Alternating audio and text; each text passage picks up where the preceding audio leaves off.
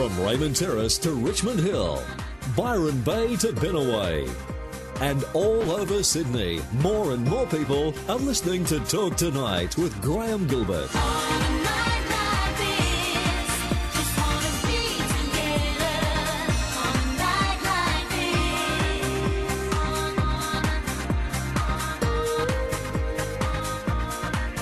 Yeah, Talk Tonight from Monday, 31st of July 2017. We have hit the Bundy clock, up and running across the Super Radio network, but more importantly, great to have you on board. And if you'd like to be part of the show, that's easy too. Just work that finger to the phone, our number 13 12 69. No matter where you are, 13 12 69. Evening, Jack. G'day, Graeme. How's it going? Going well, mate. What about with you? No, not too bad, mate. Look, not too bad for an old bloke. You're just a young lad, Jack, you know that. Yeah. No, I was up Edgeworth Bowling Club the other night. Yeah? And they had the soccer team that played in Melbourne. Right. Edgeworth soccer team. Yep. And I'll tell you what, no finer group of young men have I ever met. Yeah, I tell you, Edgeworth's been... I remember growing up, they were always a strong soccer community, weren't they? Yeah. But these young blokes, they were well-mannered. Yep. No, they were just nice young men. Yeah, but doesn't it show one thing, Jack? Whether we've got sons or daughters or a mix, the best thing we can do for them is get them, when they're at the right age, into a team sport. Teach them how to mix with people, how to have a conversation. They're healthy because they're training. They look good because they're training and fit and healthy. People who say, "Oh no, son or daughter spends all their weekend, in their bedroom playing with their iPhone or something." Well, drag them out by the scruff of the neck and get them into a team sport. And as you've seen with the young Edgeworth lads, terrific fellas. These young blokes that are up there the other night, mate, I tell you what, I would like to take them on the fight. They tear you apart. Yeah, but they do it with a smile on their face, and they'd be nice about it. But as you said, they're polite. They can mix with society. They're just good role models. Yeah, they're just a damn nice group of young men. Yeah. I don't get very often to say anything like that about people, but these young blokes, they're a credit. Yeah. Were they there for a particular reason? Was it a charity night? No, they were having a trivia night or something. Right, yeah. And, and they're out the back. Yep. Out with the hooters, And Yeah. And one of the blokes, this is dead true, he won the beer raffle. Oh, good on him. So anyway, I said to him earlier, I was only mucking around. I said, yeah, if you win a beer raffle, I said, you owe me a beer. Yeah. So I was out the back talking to the boys, and he turned around and he said, he won the beer raffle. He said, yeah. He said, you owe the old bloke a beer. Yeah. And I said, no, I don't. Well, mate, I've already got one inside. He said, no, not good enough. Yeah. He come out and he shouted me a beer. Good on him. Well, it shows he's a quality lad, doesn't it? Well, but they were. I don't know how old they are, but they were old enough to be in a pub. Nice young men. Yeah. Now tell me, what was the raffle prize? Wasn't a meat tray, was it? No, they had meat trays on earlier, and then they turned around. They had the beer. You got 20, 10 or 5. Yeah. And I don't know what he won, but anyway, it didn't matter. Yeah. Well, he they wouldn't let me go until they bought me a beer. Well, that's honest, isn't it? He owed you one, and that's the Edgeworth way. If we owe a debt, we got to pay it. Yeah. Well, no, but all I want to say, Graeme, was it's a credit. Yeah. No, to Edgeworth Soccer Club. No, I'm glad you phoned and said that. No, good on you, Jack. Thanks, mate. And to the staff and management and the players, the Edgeworth Soccer Club, obviously job well done.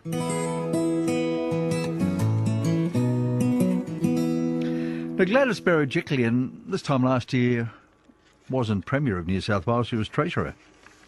She took up the reins of Premier in late January. Now, we won't go into politics. Some would say she's doing a good job. Others would say, that's a way of the public. But since being Premier, she's already faced 3 by-elections. There was North Shore in Sydney, Manly. That was to fill the seat vacated by her predecessor, former Premier Mike Baird. Gosford, where unfortunately the member had to stand down because of a health issue. So North Shore and Manly, they were both retained by the coalition. Gosford was retained by Labor. And now she's to face a fourth by-election. I'll tell you what, down at 52 Martin Place, and that's the address of the executive officers for the ministers, they would be a bit angry tonight. The Nats would be angry. The Libs would be angry at another by-election that is totally unnecessary. You know, midway through a parliamentary term, it's not as if the member is stepping down because of ill health or anything. It's mostly because of a dummy spit. The member was a former minister, then lost that role when Mike Baird came to power, didn't retain it when Gladys Berejiklian took over the reins, so now has decided to get out. Now, I would say in her electorate, which is down at Cootamundra, there's been council amalgamations. There's a good chance the government could lose this seat. Now, that's not going to change government in New South Wales. They've got still a handy margin in New South Wales.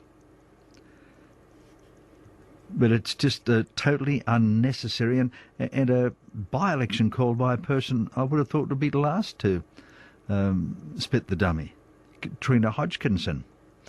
Anyhow, another by-election for Premier Berejiklian after Katrina Hodgkinson announced today to the Nationals Party room that she's resigning from Parliament in a fortnight.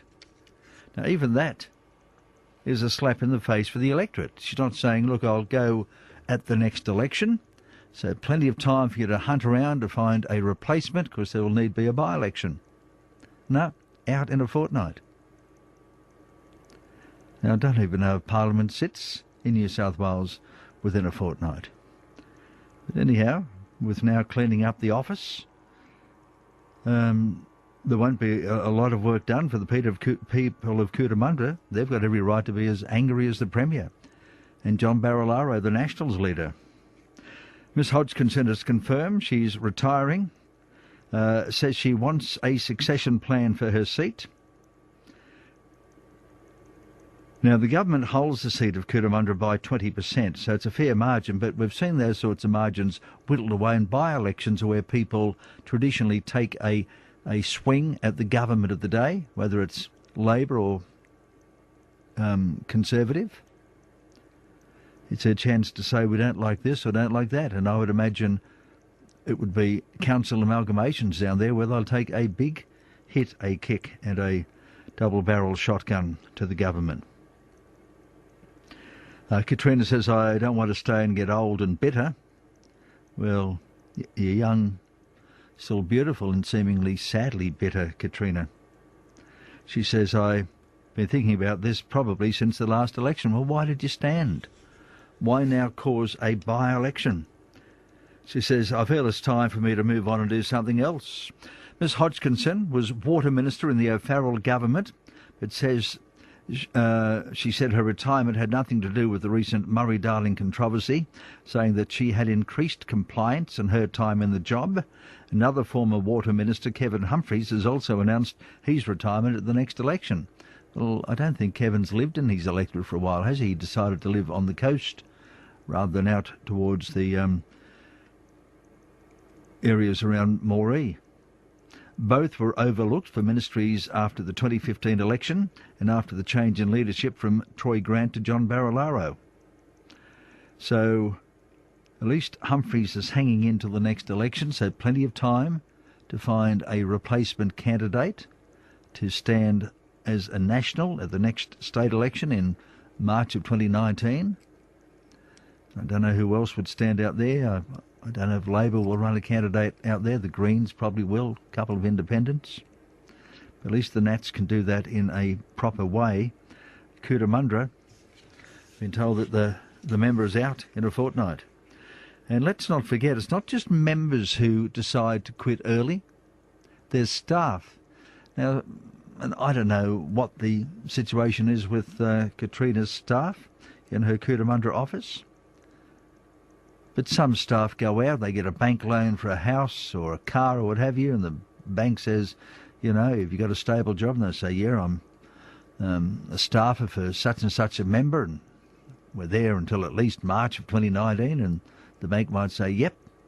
Or there are other commitments families make. Or, you know, come 3 weeks down the track and somebody says, how come you're home? Why aren't you at work? Oh, I haven't got a job now. Why, what's happened? Oh, the member decided to quit. Because when the member goes, the staff goes. So, as I said before, there would be a lot of anger around 52 Martin Place at the moment. Katrina, I thought you were a better lady than that.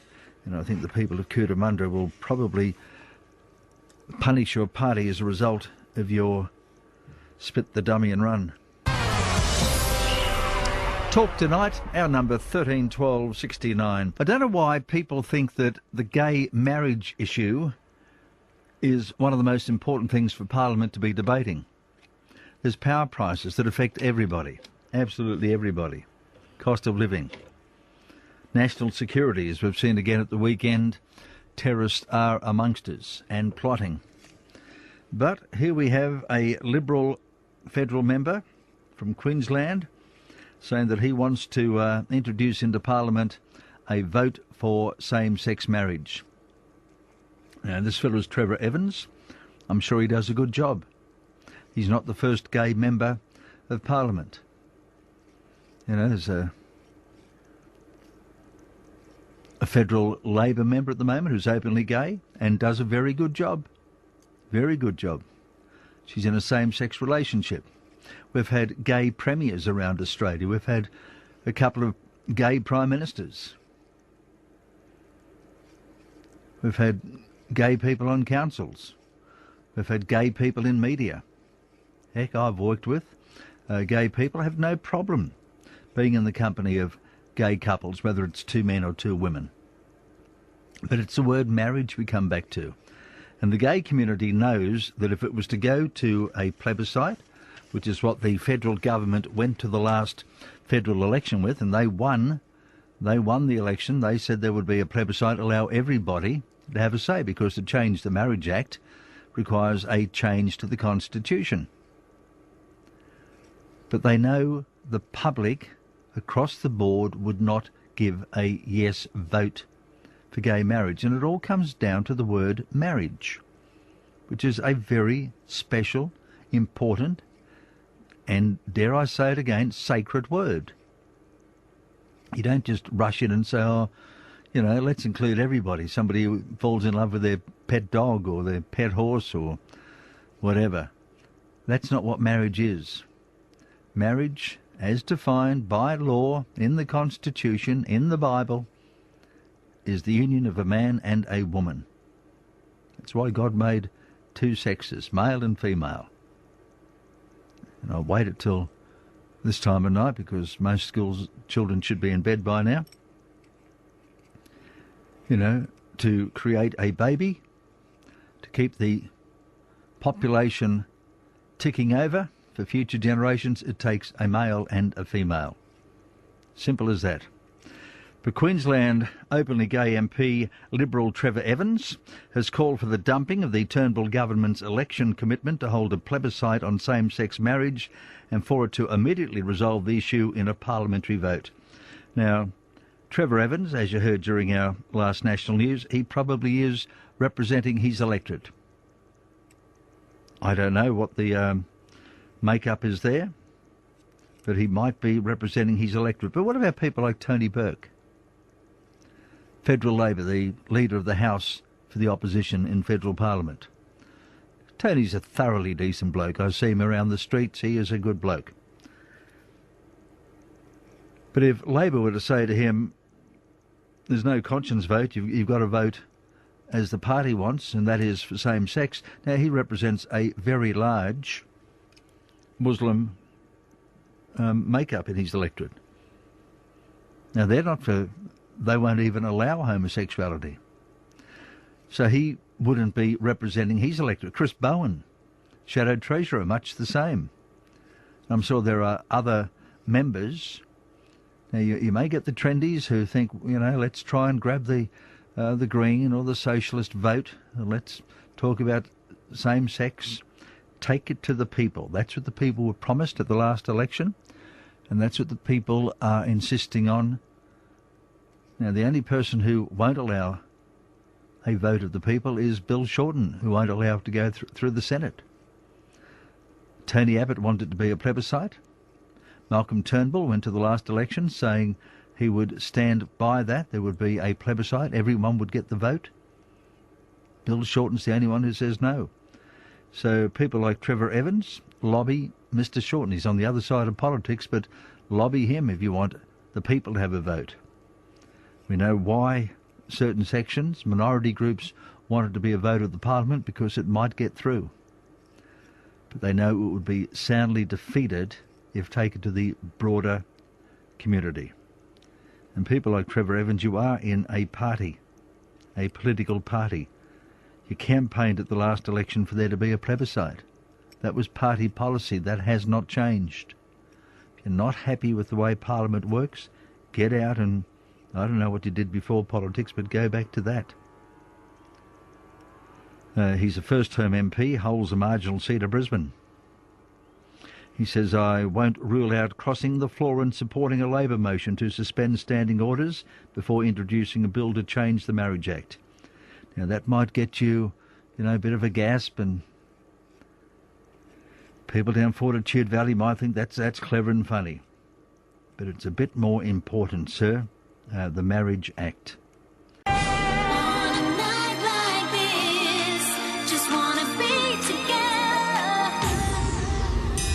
From Boona to Burringbar, Coffs Harbour to Cobar, and all over Sydney, more and more people are listening to Talk Tonight with Graeme Gilbert.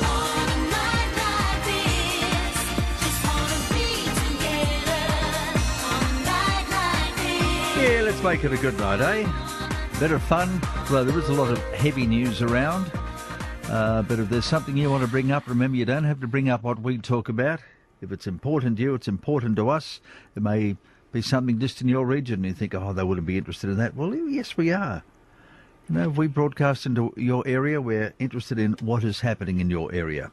And Talk Tonight is the program, the number 13 12 69. It's some sort of strange psychology, isn't it? When people give a name to something which is the exact opposite to what it really is. We had a couple of callers last night criticising the Fair Work organisation that opposition leader Bill Shorten set up when he was the employment minister in the Rudd-Gillard government. They said it's anything but fair. It's a misnomer to call it Fair Work, because that's not what it's about at all. And then we had that nonsense that then Prime Minister Julia Gillard set up, so-called Safe Schools program. And people thought, this has to be good. If it's all about protecting children from bullying or physical threat while at school. But Safe Schools turned out to be anything but promoting safe schools. It's all about teaching weird sex. Now, Ruth Bodley has sent me an email, and it's very important, I think, but as I say, probably not suitable for children at this time. A Victorian mother's Facebook clip has gone viral with nearly 3 million views, and she's been reported to authorities after she said on her Facebook that the Safe Schools program is teaching her 13-year-old child how to use sex toys, anal sex positions, how to masturbate, and that sexually transmitted infections are no big deal. This is a school lesson for 13-year-olds. The program, according to this lady's Facebook thing, also teaches there are, quote, many different genders. I thought there was only male and female. And that sexual orientation is important. She says, my son, who was 13, told me, Mum, I have to make a vagina at school. This is a 13-year-old boy. Mum, I have to make a vagina at school, after they were instructed to construct what they thought a vagina looked like and then remake it into the actual form. 2 weeks later, the mum says, he said to me, Mum, I now know what a dildo is. He says the teacher had shown him a dildo. The school welfare officer, when questioned why her son was shown a dildo, replied, well, you know, they're having sex from 12 now. It's a much safer option that they use these devices with each other.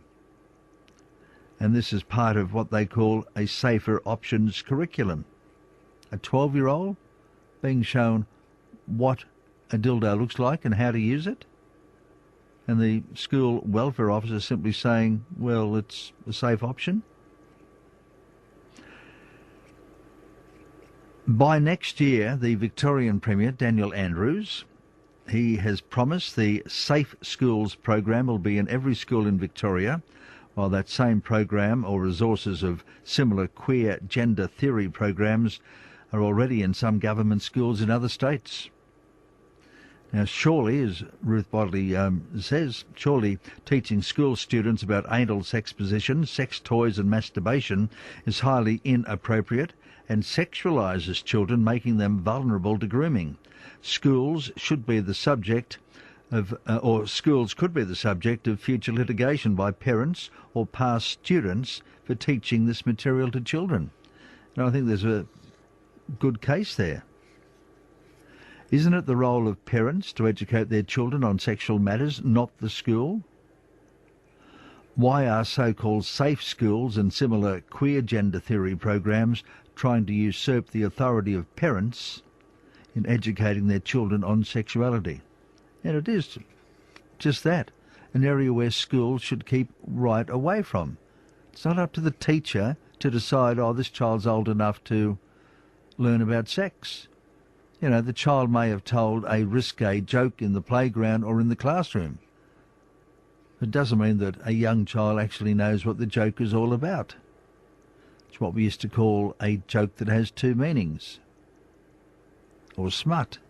It doesn't mean the teacher should then rush in and start having them draw a female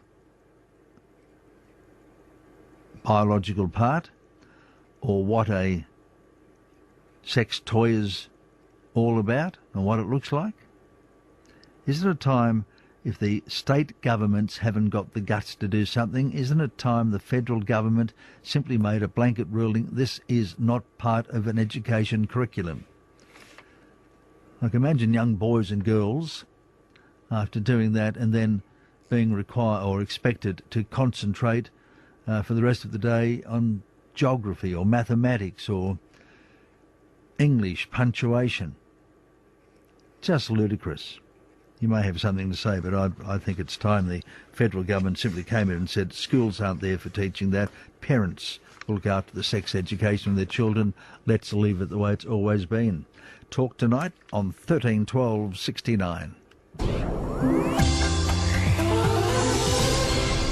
As we come to you across the Super Radio Network on a Wednesday night, Tony Abbott has spoken more about why he won't be supporting a bill for marriage equality.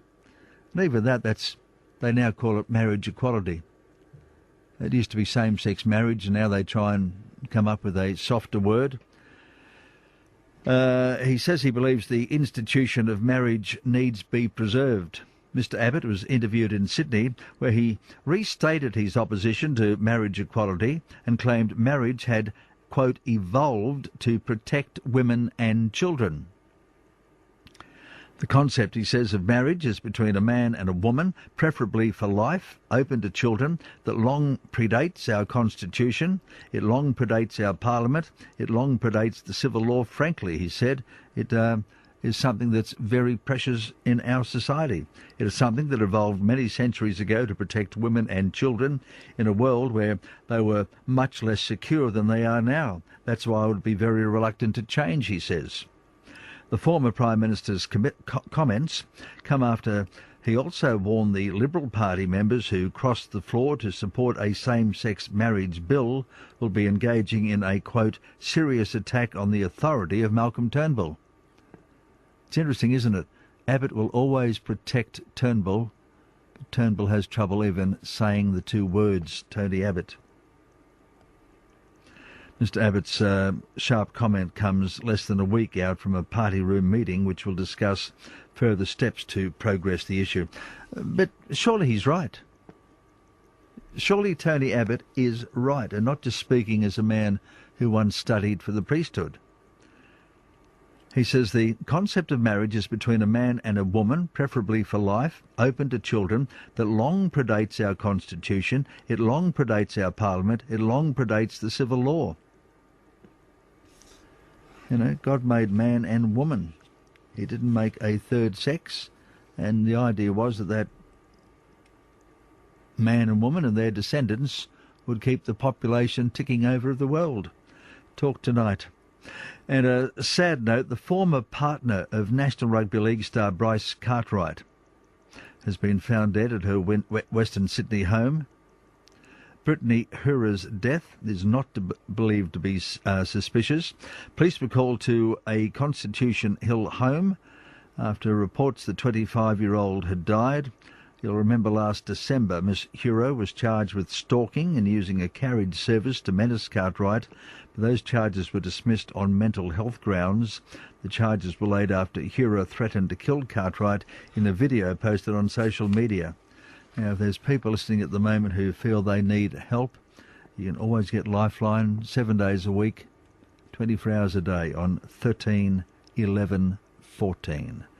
13 11 14 for Lifeline.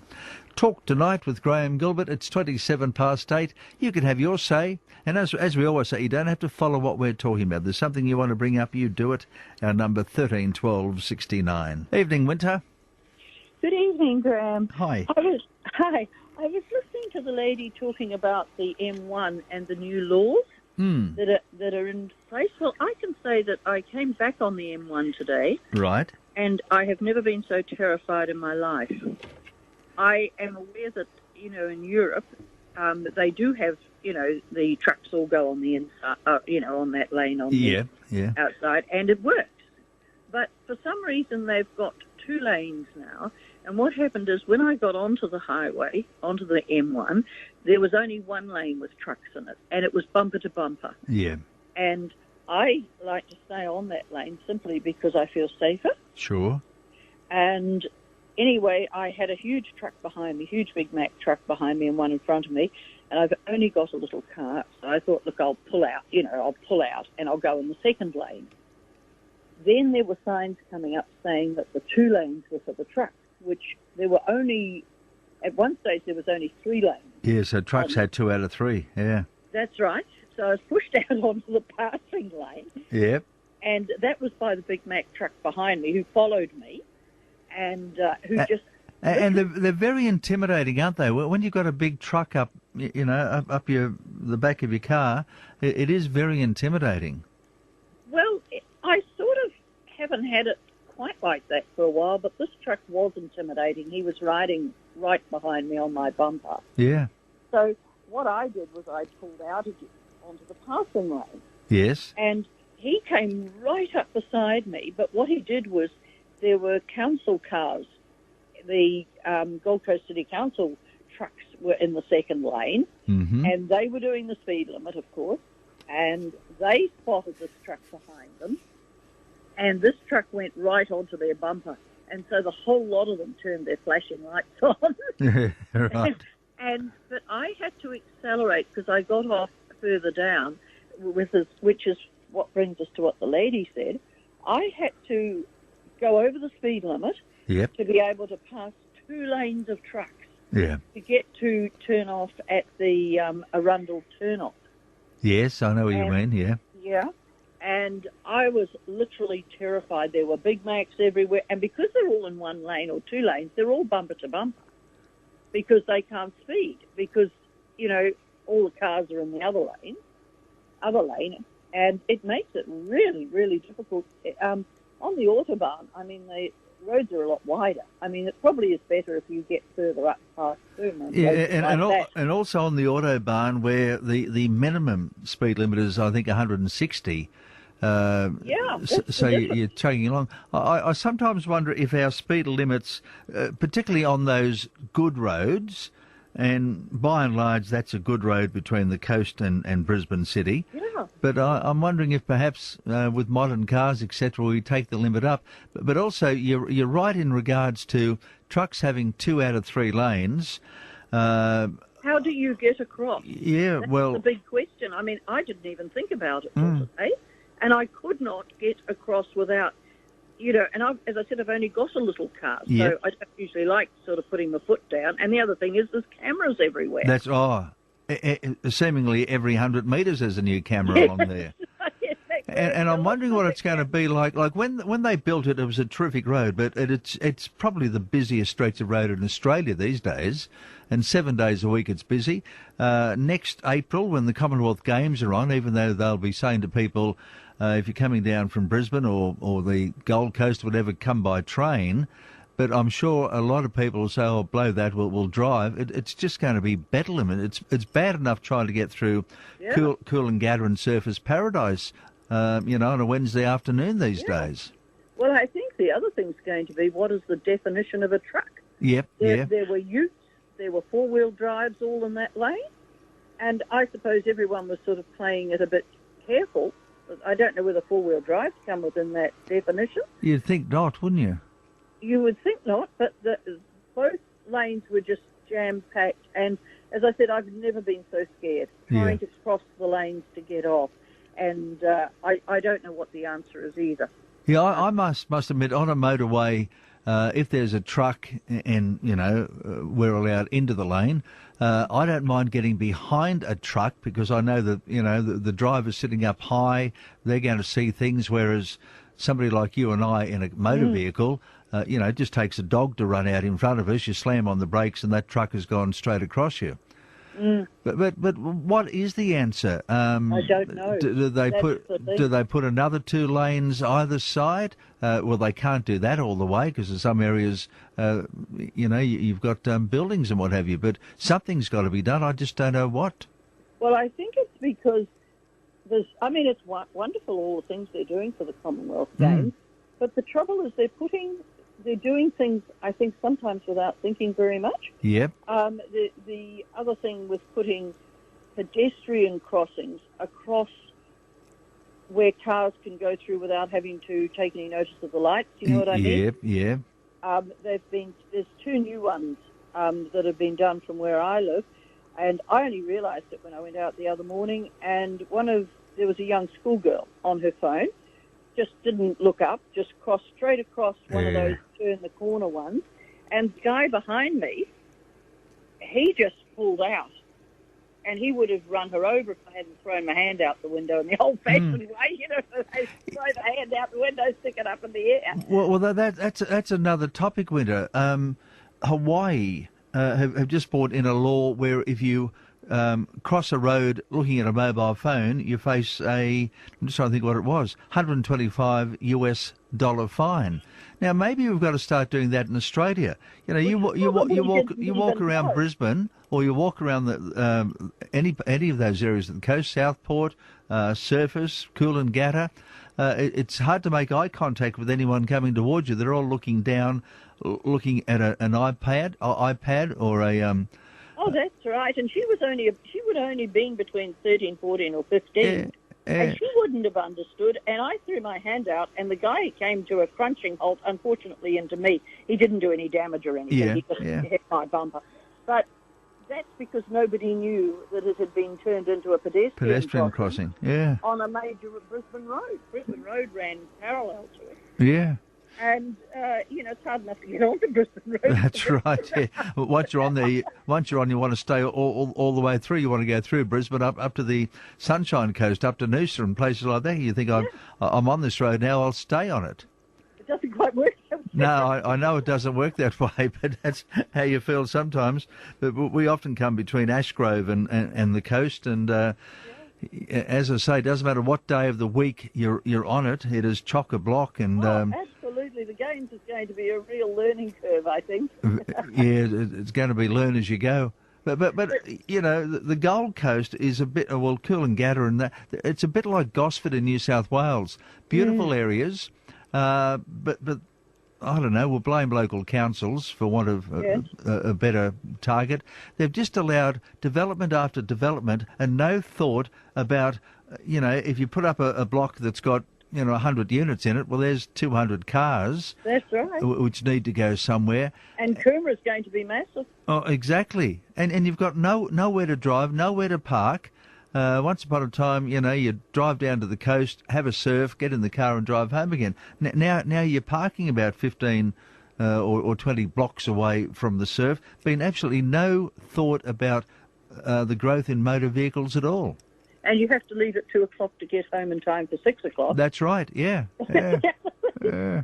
But this is the first time I've ever spoken on TV. And it was on TV. Radio. That's how bad it is. I must be getting with the times. It's all that trauma with the driving. Yeah, but it needed somebody to sort of just ring up and say, because I was terrified, and other people will suddenly find it happening around them. Yes. And at least if somebody who's listening sort of suddenly says, I'll keep an eye out for that when I get on the motorway, there's bound to be some sort of accident somewhere. There always is in relation to these things. Yeah. And I don't know the answer, though, to this one. I really don't. Well, I thank you. I thank you for bringing it up. We'll see what others have got to say. You drive carefully. We'll see you at the games in April. You have a lovely